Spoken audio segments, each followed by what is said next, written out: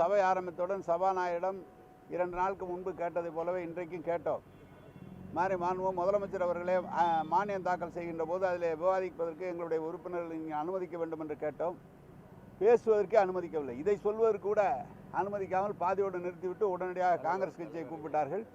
காங்கிரஸ் கட்சியும் அவர்கள் பேச அனுமதிக்கவில்லை. பிறகு முஸ்லீம் லீக் கட்சியை கூப்பிட்டார்கள். அவரையும் பேச அனுமதிக்காமல் சபாநாயகர் அவர்கள் பதிவு செய்கிறார்கள். என்ன பதிவு செய்கிறார்கள் என்று சொன்னால், நீங்கள் தினந்தோறும் இதை கேட்டுக்கொண்டிருக்கிறீர்கள். நான் ஏற்கனவே சொல்லிவிட்டேன்.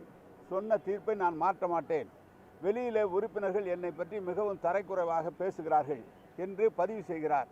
தரைக்குறைவாக பேசுகிறார்கள் என்று சொல்லி அவரை தரைக்குறைவாக பேசுகிறார் என்று பதிவு செய்தாலும் பரவாயில்லை. உறுப்பினர்கள் தரைக்குறைவாக நடந்து கொள்கிறார் என்று உறுப்பினர்களையும் தரைக்குறைவு என்று சொல்லி பதிவு செய்கிறார்கள்.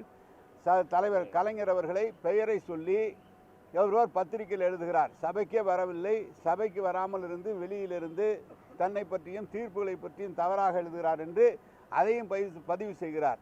உடனடியாக உறுப்பினர் பெரியசாமி அவர்கள் எழுந்து, நீங்கள் கேட்கிறோம், நாங்கள் எங்களுக்கு பதில் சொல்லுங்கள், எங்களுடைய தலைவர் பெயரை சொன்னீர்களே, நீங்கள் பதில் சொல்வதற்கு எங்களுக்கு அனுமதித்தார்கள் என்று சொல்கிறோம்.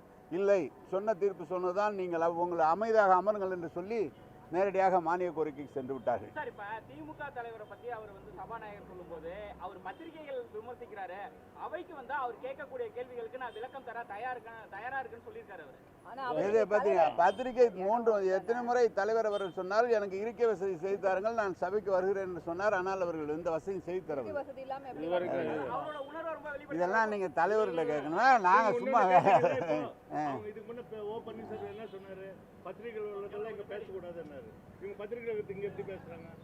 இன்னைக்கே சொன்னது நீங்களே திருப்பி எங்களை கேளுங்க. நீங்க சொல்லாதீங்க. ஆமா, என்ன சொன்னாரு சபாநாயகர்? என்ன சொன்னாருன்னா, கொஞ்சம் ஆளாளுக்கு பேசாது. சபாநாயகர் என்ன சொன்னாருன்னா, வெட்டு தீர்மானங்கள் அப்படின்னு கேட்டாரு. சபையில் இருக்கையில் யாரும் இல்லை, அதனால நேரடியா மானியத்துக்கு போறேன். ஆமா, நாங்க புறக்கணிக்கல, அவங்க எங்களை விடல, எங்களை அனுமதிக்கவில்லை, பேசுவதற்கு கூட அனுமதிக்கவில்லை. எங்களுடைய தலைவர் பெயரை குறிப்பிட்டு சொல்கின்ற பொழுது எங்களுடைய மறுப்பை அங்கே தெரிவிப்பதற்கு வாய்ப்பு தரவில்லை. இது ஏற்கனவே ஒரு முறை திராவிட முன்னேற்ற கழக ஆட்சியில் இதுபோல் வெளியே அனுப்பி சபாநாயகர் அவர்கள் அந்த உறுப்பினர்களை வெளியே அனுப்பினார்கள். ஆனால் கலைஞர் பிறகு சபைக்கு வந்த பிறகு இன்றைக்கு இருக்கிற நம்முடைய எதிர்க்கட்சி தலைவர் தளபதி அவர்களை நேரடியாக அறைக்கு சென்று அவர்களை அழைத்து வர சொல்லி அழைத்து அந்த விவாதத்தில் கலந்து கொள்ள வைத்தார் கலைஞர் அவர்கள். ஆனால் இவரிடம் 3 நாட்களாக கேட்கிறோம். ஆனால் அனுமதி இல்லை. சொன்ன தீர்ப்பு சொன்னதுதான் என்று சொல்கிறார்.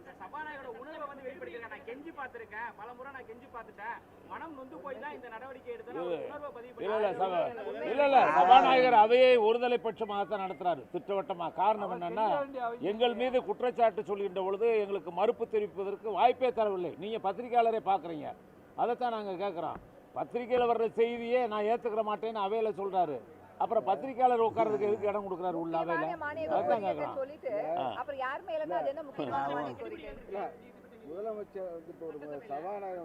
நீங்க தான் பாருங்க, சட்ட ஒழுங்கு எங்க இருக்குன்னு பாருங்க. நீங்க தான் சொல்லணும். அதை நாங்க சொல்றதை விட நீங்க சொல்லலாம்ல. இன்னைக்கு உங்களை இங்க நாமக்கல் கவிஞர் மாளிகையில விட்டது மாதிரி இப்ப எங்களையும் கொண்டு வந்து விட்டுருக்காங்க. இன்னும் கொஞ்சம் தள்ளி விட்டுருவாங்க. நீங்க சொல்லுங்க அதை.